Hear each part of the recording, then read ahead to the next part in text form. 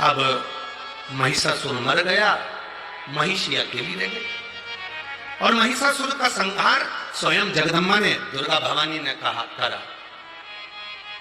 और तेरे भक्त जनों पर माता भीड़ पड़ी है भारी, और दानव दल पर टूट पड़ो मां करके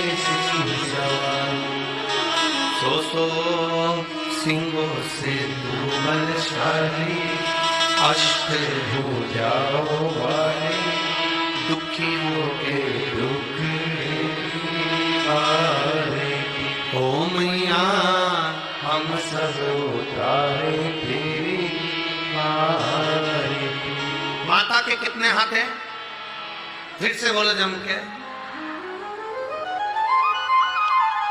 तेरे भक्त जनों पर माता वीर पड़ी है भारी, दानव दल पर टूट पड़ो मार के सिंह सवारी, सो सिंहों से तू बलशाली, अष्ट भुजाओं वाली। कितनी भुजा?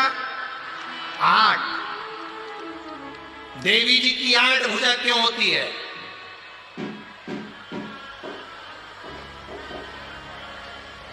भगवान शंकर की 4 भुजा, भगवान नारायण की 4 भुजा, द्वारकाधीश की 4 भुजा, तिरुपति बालाजी की 4 भुजा,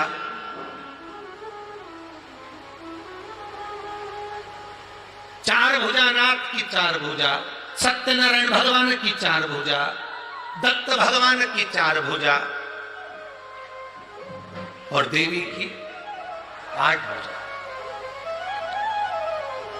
शंकर भगवान, नारायण भगवान, विष्णु भगवान, इनके 4 हाथ, 4 बेटों को अपनी उंगली पकड़कर चलना सिखाते हैं। 4 बेटे कौन से? ब्राह्मण, क्षत्रिय, वैश्य और शूद्र। ये 4 बेटों को मेरे भगवान ने अपने 4 हाथ से पकड़ कर रखा है। पिता अपने बेटे को एक हाथ से पकड़ता है, पर माँ अपने बेटे को एक हाथ से नहीं पकड़ती है, माँ अपने बेटे को 2 हाथ से पकड़ती है। इसलिए 4 बेटों को लिए माँ ने 8 हाथ लिए। बेटों को संभालने के लिए माँ भवानी दुर्गा ने अपने 8 हाथ धारण करे। एक बेटे को 2 हाथ से संभालती है। ब्राह्मण को 2 हाथ से संभाला तो क्षत्रिय को 2 हाथ से संभाला, वैश्य को 2 हाथ से संभाला तो शूद्र को 2 हाथ से संभाला। वो तो भारत का विभाजन करने वाले, सनातन धर्म को तोड़ने वाले ये विधर्मी आज के जमाने में कहते हैं कि ब्राह्मण ऐसा, क्षत्रिय वैसा, वैश्य वैसा, शूद्र वैसा। सब केवल अपनी वोट की राजनीति करने के चक्कर में पूरे भारत के सनातनियों को बांटा जा रहा है। वोट की राजनीति करने के लिए भारत के सनातनियों को बांटा जा रहा है। पर कभी भगवान से जाकर कोई प्रश्न करे, मेरे चतुर्भुज भगवान तुम्हारे 4 हाथ, तिरुपति के बालाजी के 4 हाथ, कवि लक्ष्मी नारायण के 4 हाथ, भगवान विष्णु के 4 हाथ, दत्तात्रेय भगवान के 4 हाथ, मेरे भोलेनाथ के 4 हाथ, कभी उनसे पूछा जाए? क्योंकि पिता एक हाथ पकड़कर अपने बच्चों को चलाते हैं, एक हाथ पकड़कर पिता। और माँ का फर्ज है, माता अपने बेटे को दोनों हाथों से उठाती है। माँ अपने बेटों को दोनों हाथ, माँ अपने बेटे को दोनों हाथ से संभालती है, क्योंकि वो माँ है, वो माता है। माता अपने पुत्र को दोनों हाथों से संभालती है। अब तेरे भक्त जनों को माता पीर पड़ी है भारी, और दानव दल पर, आप भी बोलिए, दानव दल पर टूट पड़ो सवारी, सो सिंहों से बलशाली, अष्ट भुजाओं वाली, दुखियों के टुकड़े वाले। ओ मैया हम सब उतारे तेरी आरती। माँ महिषासुर को मारने के लिए जब प्रगटी, माँ ने जब महिषासुर का संहार करा, हमारे देवता कभी किसी जाति में किसी को नहीं बांटे। अगर जाति में बांटे हुए होते तो मेरे राम शबरी के दरवाजे पर जाकर झूठे बेर ना खाते, भिलनी के हाथ के वो झूठे बेर मेरे राम ना पाते। क्यों आए? अरे भक्तों के घर भी सांवरे तेरा करो, दर्शन के नैन बावरे दर्शन दिया करो। कहते हैं प्रेम से प्रभु छिल के भी खा गए, कहते हैं प्रेम से प्रभु छिल के भी खा गए। शबरी के झूठे बेर भी खाते रहा करो, दर्शन के नैन बावरे दर्शन दिया करो। जब इस पंचवटी में सूर्पनखा की नाक कट गई थी, लक्ष्मण जी की आंख से आंसू गिरे। इस पंचवटी में नासिक की पवित्र भूमि पर जहां आप लोग बैठकर शिव पुराण की कथा सुन रहे, गोदावरी के तट पर लक्ष्मण जी की आंख से आंसू बहे। राम जी ने पूछा, लक्ष्मण आपकी आंख में आंसू? हाँ भैया।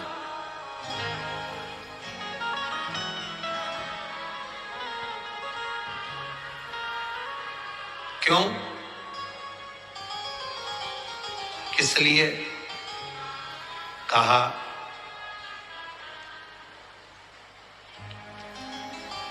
सूर्पनखा कुरूप हो गई, सुंदरता चली गई क्योंकि उसकी नाक चली गई। कुरूप। राम जी कहते हैं, लक्ष्मण जो नास्तिक होता है, जो भगवान को कभी नहीं भजता, कभी दूसरे के दुख को देखकर दुखी नहीं होता, सुख को देखकर सुखी नहीं होता, जो कभी परमार्थ के लिए नहीं जीता, वो एक दिन मरने से पहले कुरूप हो ही जाता है। भगवत भक्ति उसके अंतर्गत नहीं है, भजन का सुख उसके अंतर्गत नहीं। जैसे महिषासुर मरा, महिषासुर की बहन थी महिषी, महिषी उसको मालूम पड़ा मेरा भाई मर गया। अकेली महिषी ने विचार करा, मैं जाऊं तो जाऊं कहां? सारे तीर्थों में महिषी घूम कर आ गई, मैं कहीं बैठकर तब साधना करूंगी, ब्रह्मा जी से वर पाऊंगी। भगवान नारायण की साधना करी, वर नहीं मिला। शिव की आराधना करी, वर नहीं मिला। ब्रह्मा की आराधना करी, वर नहीं मिला। ये गोमती, ये गोदावरी, ये कोई आज की नहीं, पूर्व की है। महिषी को मालूम पड़ा गंगा के तट पर बैठकर करा गया भजन फल देता है, तो गंगा के घाट पर जाऊं। गंगा के घाट जाने लगी तो बीच में महिषी ने देखा कि इतना सुंदर उपवन वन, इतना सुंदर वन क्षेत्र, इतने सुंदर जगह देखकर महिषी यहाँ उतरी, और उतरकर उसने ब्रह्मा जी का तप करना, साधना करना प्रारंभ करी। इस गोदावरी के जल का महत्व इतना है कि गंगा जी के घाट पर कोई तप करे तो 1000 वर्ष तक तप करता है, तब फल मिलता है। और गोदावरी के तट पर बैठकर यदि मात्र 24 घंटे भी भगवान का नाम लेकर पुकार ले तो फल प्राप्त हो जाता है। बोल गोदावरी माता की।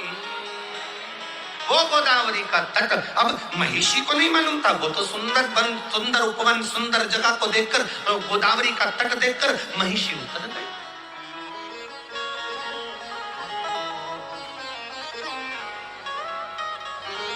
महिषी उतर, सुंदर तट देखकर, सुंदर उपवन देखकर महिषी उतर। अब महिषी ने उसको नहीं मालूम कि गोदावरी का महत्व क्या है। राक्षस क्या जाने, असुर क्या जाने।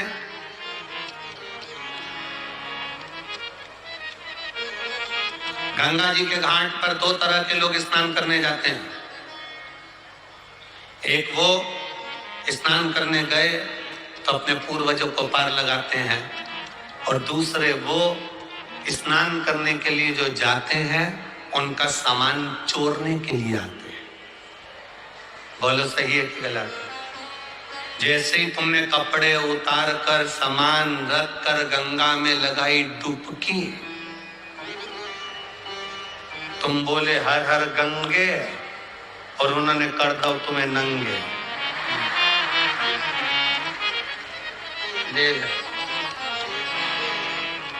अब तुम जाके थाने में रिपोर्ट कर रहे, देखो हम ना गोदावरी नहाने आए थे, हम तो गंगा जी नहाने आए थे, हमारा सामान कोई ले गया, मोबाइल ले गया, पर्स ले गया। अब जो गंगा ईमानदारी से नहाने आए थे, दो तरह के लोग, एक गंगा नहाने आते हैं, एक चुराने आते हैं।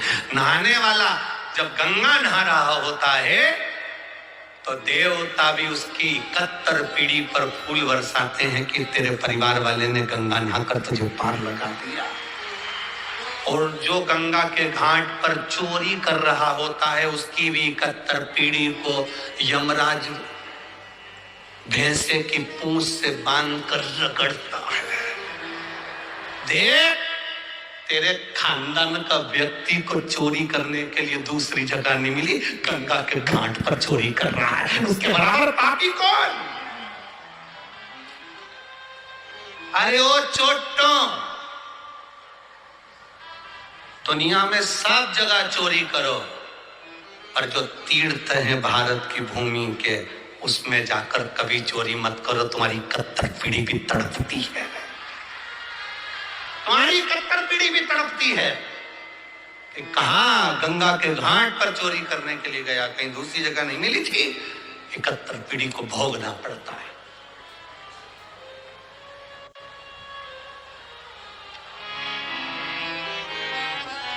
छोटा चोरी कर करके कितना सामान ले जाता है। एक मंगलसूत्र ले गया, चेन ले गया, लाख रुपए का सामान ले गया, तो भी छोटा कभी लखपति करोड़पति नहीं बना। आज तक के छोटा की छोटा ही है।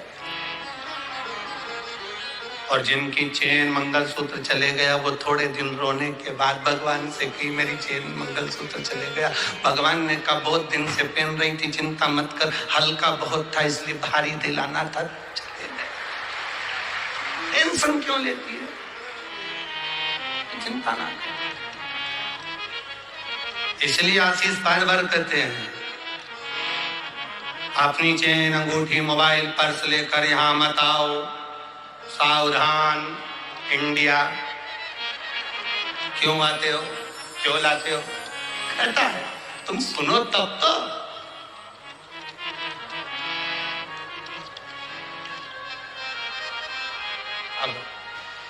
महिषी ने सोचा कि मैं कहां जाऊं, उतर गई इस सुंदर उपवन में, सुंदर पंचवटी में उतर गई। गोदावरी के तट पर उतरी। उसको नहीं मालूम कि माँ गोदावरी की कृपा कितनी है, माँ गोदावरी का करुणा कितनी है। जिसने शास्त्र नहीं पढ़ा, जिसने वेद नहीं पढ़ा, जिसने शास्त्रों का अध्ययन नहीं करा, वो कह सकता है कि शिवलिंग में क्या है, वो कह सकता है कि त्र्यंबक में क्या है, वो कह सकता है कि शंकर होते क्या है, वो कह सकता है गोदावरी का मतलब क्या है, वो कह सकता है सप्तशृंगी माता का मतलब क्या है। जिसने वेद शास्त्र पुराण पढ़े होते हैं वो समझता है कि गोदावरी के तट का महत्व क्या है, कपालेश्वर का महत्व क्या है, राम जी के नाम का महत्व क्या है, त्र्यंबक के नाम का महत्व क्या है। वो जानता है कि शिव महापुराण का महत्व क्या है। महिषी नहीं जानती थी कि मतलब क्या। वो तो बैठ गई। अब उसने सोचा मुझे स्नान करना है, स्नान करूं तो क्या करूं। पहली बार महिषासुर की बहन महिषी गई उपवन में बैठकर इस पंचवटी में गोदावरी का स्नान करी तो बड़ी सुंदर सी हो गई, सुंदर सी बनकर। अब महिषी का मतलब जानते हो ना तुम?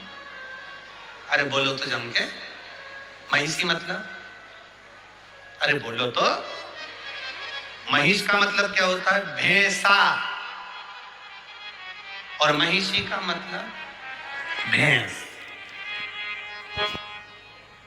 अब भैंस ने सोचा कि मैं आई और नहाते से सुंदर हो गई, तो भैंस कैसी हुई? Miss India.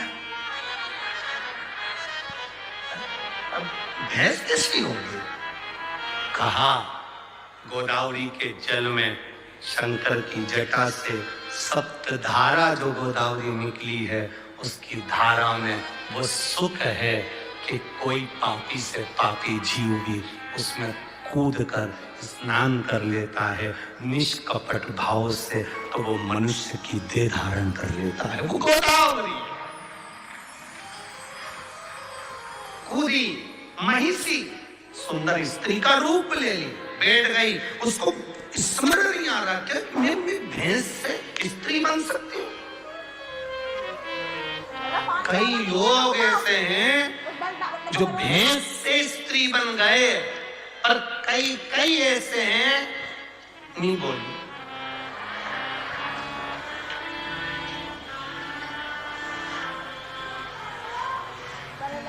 समझ गए? भैंस जैसे हो गए। भैंस के आगे कितनी भी बीन बजाओ और नहीं सुनती। सास कितनी भी के बेटा सिर पे पल्लू डाल के रहा कर। भैंस को तुम कितनी भी बीन बजाओ वो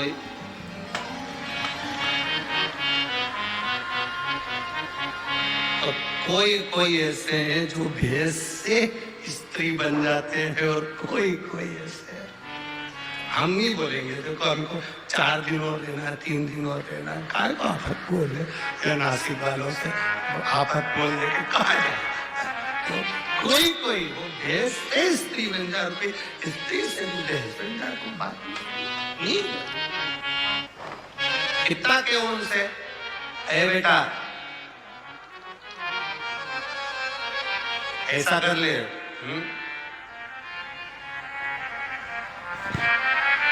भैंस के आगे हारन कितना भी बजाओ वो भैंस भी कहती ना मैं नंग जाऊं रोड मेरे काका की नहीं हट। बोले जी मेरी लाज रखना, भगवान शंकर का सम्मान कर रहा है। शिव महापुराण की कथा कर रही है। महिषी सुंदर स्त्री का रूप ले, सुंदर स्त्री का जो रूप महिषी को मिल गया तब करा। महिषासुर की बहन थी इसलिए असुर प्रवृत्ति की, राक्षस प्रवृत्ति उसके अंदर भरी थी।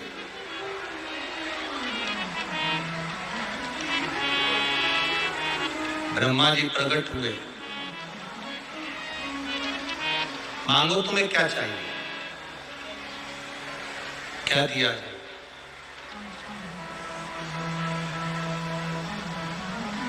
महिषी ने कहा बस मुझे अमर कर दो, मैं मरूं ना, मेरे प्राण ना छूटे। ब्रह्मा जी ने कहा ऐसा तो कभी हो नहीं सकता कि तुम्हारे प्राण नहीं जाएंगे, मरना तो पड़ेगा, प्राण तो जाएंगे। तुम और कुछ मांगना चाहो तो मांग सकते हो। और महिषी ने मन में विचार करा कि मैं मरूं ना, इसके लिए मैं करूं तो करूं क्या। असुर जो होते हैं, राक्षस जो होते हैं, वो मांगते बड़े विचित्र हैं। ऐसी चीज मांगते हैं जो कि जगत कल्याण की भी हो और खुद के उद्धार की भी। महिषी ने मांगा क्या? महिषी ने मांगा मुझे वर दीजिए, मैं मरूं ना। भगवान ब्रह्मा जी ने कह दिया अमर तो नहीं हो सकते, मरना तो पड़ेगा, तुम और कोई वर मांग लो। अगर मैं मरना ही है मुझे तो मुझे वर दो। और शिव के द्वारा जो संतान प्रकट हो, जो संतान जन्म ले, वो मुझे मारे। अब ऐसा तो कभी हो ही नहीं सकता। और ब्रह्मा जी ने वर दे दिया, तथास्तु। ब्रह्मा जी वर दे दिए कि शिव और विष्णु के द्वारा प्रकट संतान तुम्हारा वध करेगी, तथास्तु कर दिया। अब सोचो, विचारो, ब्रह्मा जी ने वर दे दिया, महिषी को लगा कि अब तो मैं मर ही नहीं सकती, क्योंकि भगवान शंकर और भगवान विष्णु, इनके द्वारा बच्चा कैसे होगा, संतान कैसे होगी।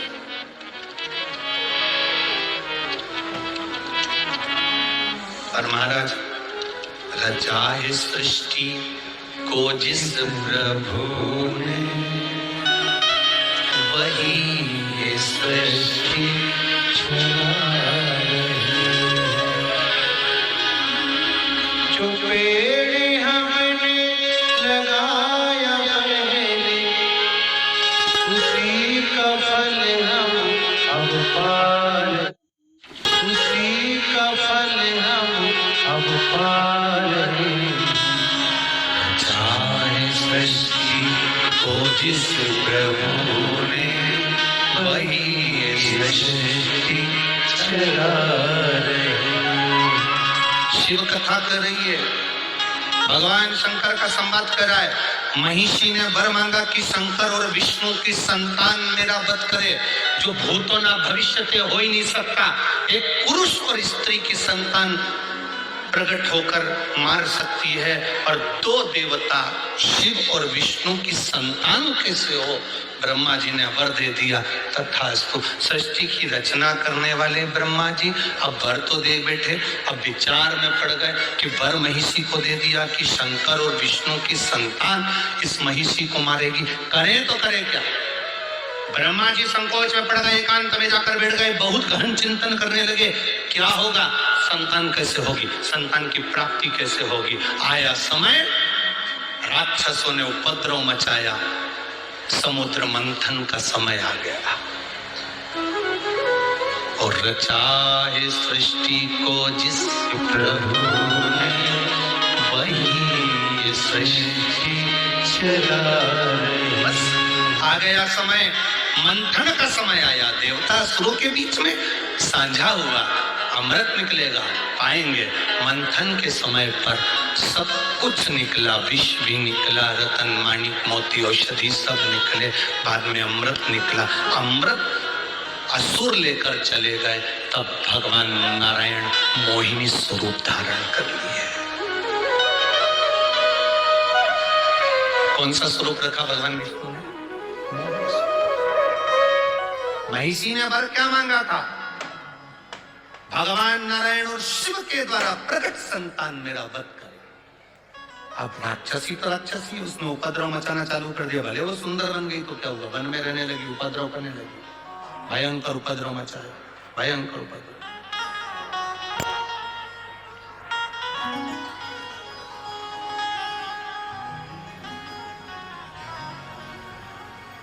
भयंकर उपद्रव। और जब उपद्रव करना प्रारंभ करा,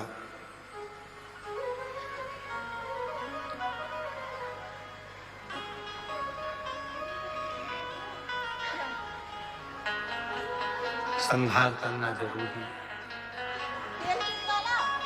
लोग कहते हैं समुद्र का मंथन अमृत की प्राप्ति के लिए किया था। बहुत ध्यान से सुनना, दुनिया के लोग कहते हैं समुद्र का मंथन अमृत की प्राप्ति के लिए किया था।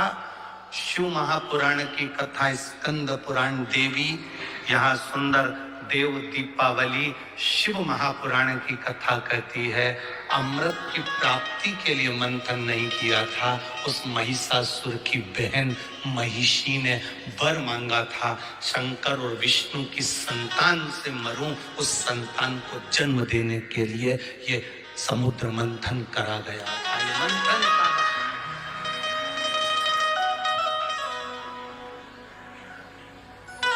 भगवान विष्णु ने मोहिनी स्वरूप धारण कर, मोहिनी स्वरूप बनाया तो बड़ा सुंदर स्वरूप स्त्री का भगवान नारायण बनाकर राक्षसों के पास गए, अमृत का कलश लिया।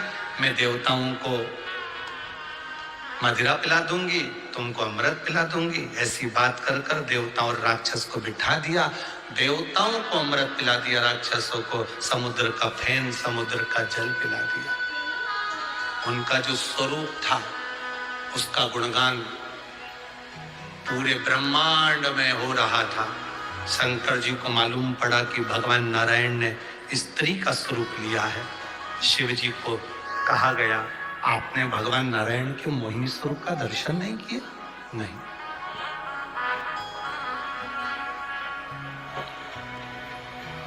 और पकड़ के गोरा जी की बैया में जो अमृत की बूंद गिरी थी, प्रयागराज, हरिद्वार, उज्जैनी और नासिक पंचवटी की पवित्र धरा पर भी गिरी थी। इसलिए कुंभ का मेला इन क्षेत्रों में लगता। मोहिनी स्वरूप का दर्शन करने के लिए भगवान शंकर हरिद्वार भी गए, प्रयागराज भी गए, उज्जैनी भी गए। आखिरी में भी मोहिनी स्वरूप का दर्शन जब भगवान शंकर को नहीं हुआ, तब इस नासिक, इस गोदावरी के तट पर शिव आए और भगवान के मोहिनी स्वरूप का दर्शन किया। भगवान के मोहिनी स्वरूप का दर्शन। मोहिनी स्वरूप में भगवान नारायण शिव जी को, शंकर नारायण को, दोनों एक दूसरे को देखे। देखते ही उसी समय पर दोनों के नेत्र की मिलन की दृष्टि इतनी प्रबल थी, इतनी प्रबल थी कि शिव सुध भूल गए भगवान नारायण को देखकर, नारायण सुध भूल गए भगवान शंकर को देखकर। 30 अगस्त को ऑपरेशन करने के लिए बोला गया गुरुदेव। तभी शिव महापुराण की कथा हो रही थी और किसी ने कहा कि शिव पुराण की कथा टीवी पर आ रही है, उसमें गुरुजी हरताली के तीज का महत्व बताया। हरतालिका तीज के दिन फुलेरे का दर्शन 5 जगह करना चाहिए। दर्शन कर कर जो मांगते हैं वो मिलता है। मैंने मेरी पड़ोसन से कहा, मेरा पति को डॉक्टर ने बड़ी बीमारी बता दी है, जांच होने जा रही है। अगर मेरे बाबा ने मेरी सुन ली, कहीं शिव पुराण होगी तो जाकर सुनूंगी, बाबा को निवेदन करूंगी। गुरुदेव, गाल का हिस्सा काटा गया। जांच के लिए सारे जितनी जगह हमने डॉक्टरों की जांच कराई थी, सबने कह दिया था इनको ये बीमारी है और रहेगी। इसलिए वो स्थान काट कर भेजा गया। पर बाबा तो बाबा है गुरुदेव। जो जांच आई उसमें कैंसर बीमारी नहीं आई, मेरे बाबा ने मुझे बचा लिया। शिव तत्व है। ओ घड़ी शंभो शंकर। ठीक है बाबू, शिव कृपा बनी रहे। एक बार हाथ हिलाकर हर हर महादेव। शिव तत्व इसी को कहते हैं। एक भक्ति, एक भरोसा, एक विश्वास, एक दृढ़ता जीवन का सुख दे, जीवन का आनंद दे। अरे तेरी कृपा बिना न हिले, लेते हैं श्वास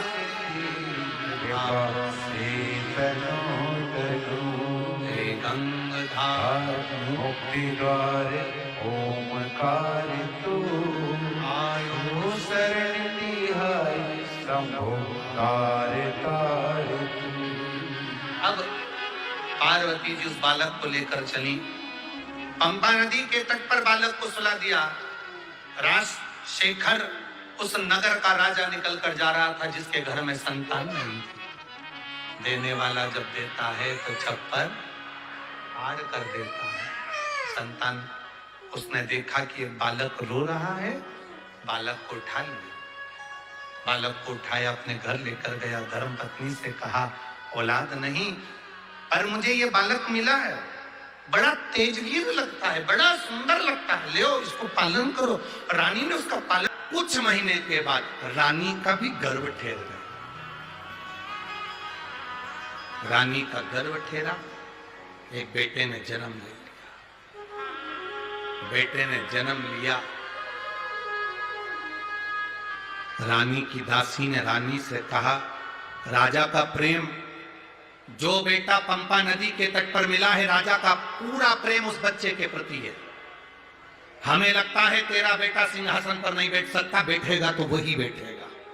ना जाने किसकी औलाद, ना जाने किसकी संतान, राज सिंहासन पर वो बेटा बैठेगा।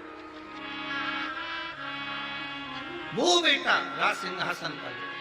रानी को बड़ा लगा। आज रानी मन में वियोग कर कर उसने सोच लिया, इससे तो प्राण त्याग दूं तो अच्छा। रानी अपने बच्चे को लेकर जंगल में चली गई। वन में जैसे ही गई, वन में जाते से ही इसको वो सुंदर स्त्री जो गोदावरी के तट से वर लेकर गई थी, शंकर और भगवान विष्णु के संतान मेरा वध करेगी, उस रानी को वो स्त्री मिल गई। क्या नाम था उसका? महिषी।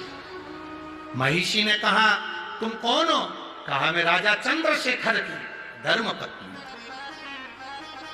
मैं राजशेखर की पत्नी। राजशेखर की? हाँ, मैं राजशेखर की पत्नी। तुम कहां जा रही हो? प्राणों को त्याग नहीं, इतने छोटे से बच्चे को लेकर? हाँ, इसको भी। क्यों? मेरा बेटा राज सिंहासन पर नहीं बैठ सकता। क्यों, क्या हुआ?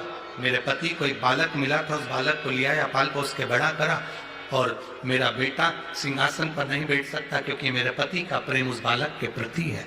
महिषी ने कहा, क्यों घबराती है? तू घर जा, घर जाकर बीमार होने का नाटक करना, अपने बेटे से कहना कि मुझे शेरनी का दूध ला कर दे। शेरनी के दूध में, बाघिन के दूध में दवाई डालकर लेना है, तो मैं ठीक होंगी, नहीं तो मैं मर जाऊंगी। बाघिन के दूध में? हाँ, तेरा बेटा बाघिन का दूध लेने के लिए आएगा, शेर उसको खा जाएगा। अगर शेर नहीं खाएगा तो मैं उसको खा जाऊंगी और मार दूंगी। तो क्यों चिंता करती है? जा घर। महिषी ने बुद्धि में रानी के भर दिया।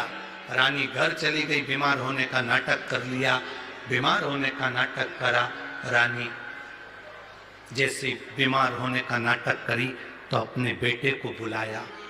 कौन से बेटे को? जिसको उसने पाल पोस कर बड़ा करा था, जो पंपा नदी के तट पर मिला था, जिसका नाम राजशेखर ने अयप्पा रखा था। क्या नाम रखा था? जम के बोलो जरा। अयप्पा। जिसका नाम राजशेखर ने अयप्पा रखा था। बुलाया,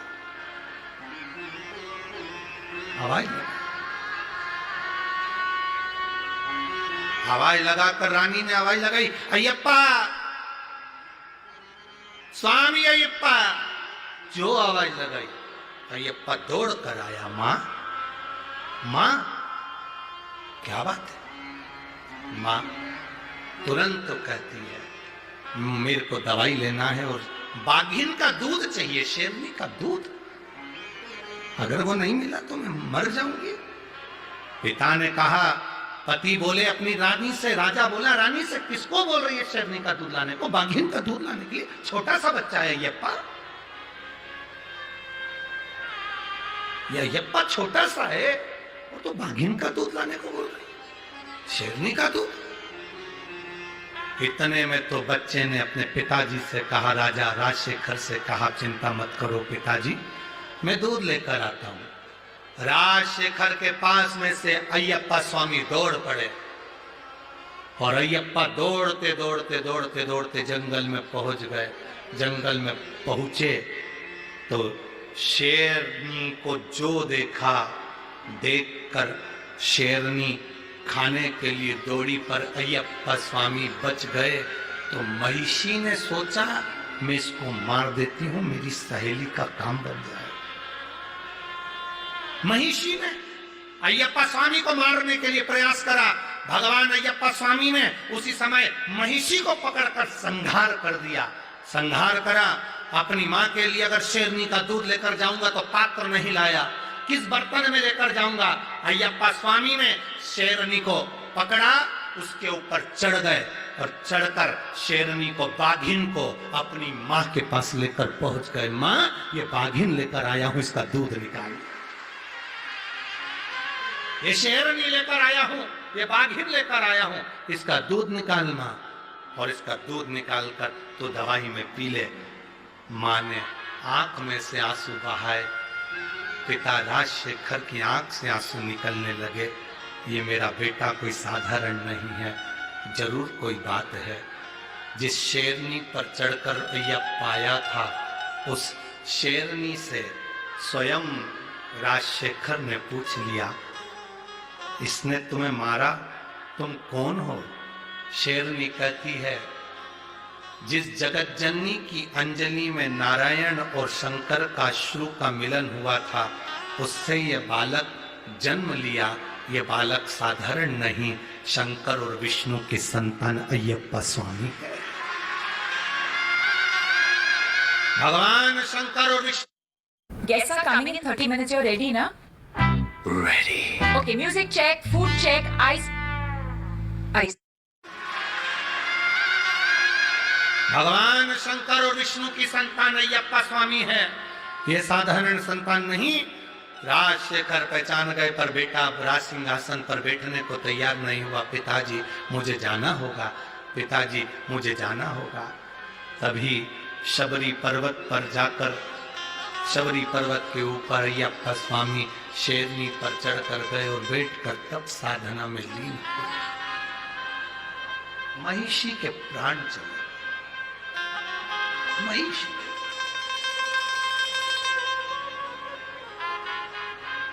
महिषी मरी, देवता आनंद कर आनंद। महिषी के मरते ही सुख का भान हो गया। जब जब असुरों का संहार हुआ है, जब जब राक्षस मरे हैं, जब जब असुर का संहार हुआ है, इस भारत की भूमि पर दीपावली का त्योहार मना है। जब असुर मरे,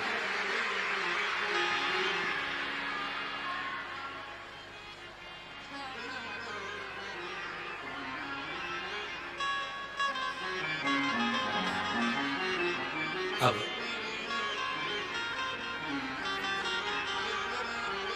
महिषी तो मर गई। गोदावरी के तट का जो फल महिषी ने मांगा था, वो वचन भगवान ने निभा दिया। भगवान नारायण और भगवान शिव की संतान अय्यप्पा स्वामी ने उसको मार दिया। अय्यप्पा स्वामी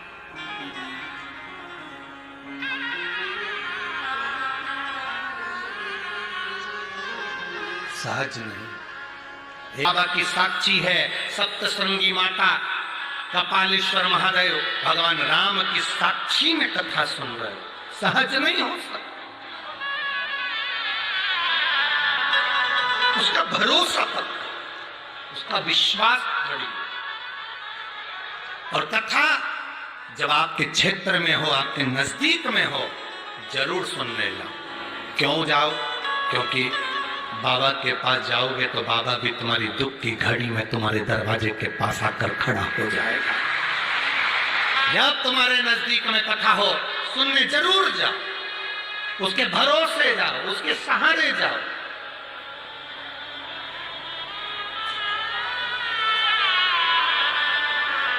शिव कथा कर रहे। पार्वती जी ने शिव जी को गंगा नदी के तट पर देवताओं के प्रसन्नता का कारण पूछा। दीप पर्व मनाया गया। देव दीपावली का दिन हो, 7 पुष्प। कितने फूल? 7 पुष्प। देव दीपावली के दिन कोई भी 7 पुष्प, कोई भी जो तुमको मिल जाए, 7 पुष्प अपने घर के पास में, घर के अंदर जो मटका होता है, हंडा होता है, पानी का बर्तन होता है, रसोई घर में जहाँ तुम पानी भर कर रखते हो, 7 पुष्प को उस स्थान पर रखिए देव दीपावली के दिन। और देव दीपावली के दिन सुबह के समय पर अपने उस परिंडे की जगह पर, मटके वाली जगह पर, हंडे वाली जगह पर रखकर 7 घी के दीप रसोई घर के अंदर प्रज्वलित करिए। 7 दीप की पूजन करिए। और पूजन कर कर वो 7 पुष्प जब दीप ठंडे हो जाएं, पूर्ण तरह से आनंद के साथ सुबह के समय जब आप पूजन कर लें, उन 7 पुष्प को दिन भर में से कभी भी देवाधिदेव महादेव के दरवाजे पर, शिव के दरवाजे से मतलब है शंकर के ऊपर, अगर शिव के मंदिर नहीं जा सकते तो बेलपत्री के नीचे, बेलपत्री के नीचे भी नहीं जा सकते तो पवित्र नदी के तट पर, या पीपल के वृक्ष के नीचे, या आंवले के वृक्ष के नीचे वो 7 पुष्प को अपनी कामना कर कर लक्ष्मी प्राप्ति के लिए कुछ देर रख दें। रखने के बाद एक पुष्प उसमें से वापिस बाबा से कुबेर भंडारी का भंडार भरने के लिए लेकर आए, उसको अपने पास में रख कर देखना, अगले साल जब देव दीपावली आएगी तब तुम्हें याद आएगी कि बाबा ने भंडार भरा, खाली नहीं रखा। तो 7 पुष्प 7 दीप सुख देने वाली देव दीपावली का वर्णन कल की कथा में हम स्मरण करेंगे, उसको सुनेंगे हम उसको। सहज नहीं है शिव। माता सती का प्रागट्य होता है, सती मैया का शिव जी से विवाह होता है, बाद में दक्ष प्रजापति की सभा में ही मां अपने उस यज्ञ मंडप में प्राणों को त्याग देती है। हिमालय राज के यहाँ उनका जन्म हो जाता है, पार्वती के रूप में प्रकट हो जाता है। जब अपने नजदीक में कहीं शिव कथा हो, सुनो, जाओ, 2 क्षण पहुंचो। दिन में कथा में नहीं जा सकते तो रात्रि में एक बार कथा के पंडाल में जाकर प्रणाम कर कर आओ। दिन में समय नहीं मिले, पति को नौकरी से दुकान से फुर्सत नहीं मिले, तो उसको कहो अपने नासिक में कथा हो रही है, 4 बिस्कुट के पैकेट रख लेते हैं, पानी की बोतल रख लेते हैं, भक्तों को पिला कर आएंगे। बाबा क्या देगा ये उसके ऊपर निर्भर करता है।